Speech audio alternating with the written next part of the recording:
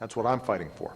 There's been no shortage of debate on Obamacare across the nation, and it's no different here at home. Specifically, the health insurance exchange component has raised concern with island leaders on how Guam, along with the other territories, are treated differently.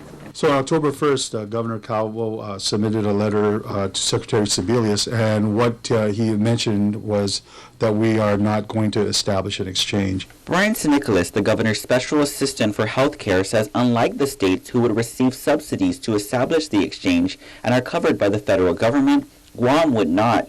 Simply put, it's another unfunded mandate. So just to get our exchange going for the first year would require advanced premium tax credits, the subsidy to get people the care that they need, insurance that they need, of $74 million, and that was computed by Department of Rev and Tax, and the infrastructure itself would be between $30 and $50 million.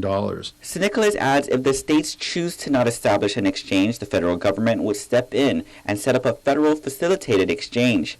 However, it's a different story for the territories, as Guam does not have that option, as you either establish or not. And if you don't establish an exchange, what kicks in is you get money allotted for Medicaid, not true Medicaid expansion.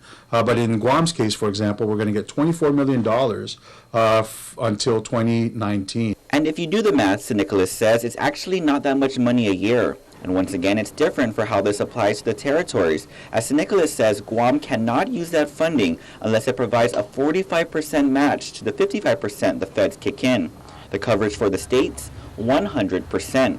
Which is the exchange is covered, the planning and all the grants necessary to research whether the exchange can be established, as well as the subsidies to carry out the function of the exchange and Medicaid expansion.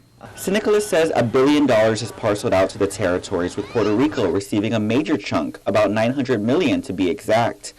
He adds trying to meet the match won't be easy either. So it is a struggle. A blueprint, meanwhile, is being finalized to help address the gap for the nearly 30,000 Guamanians who are without insurance. Reporting for Guam's News Network, I'm Ken Quintaniza.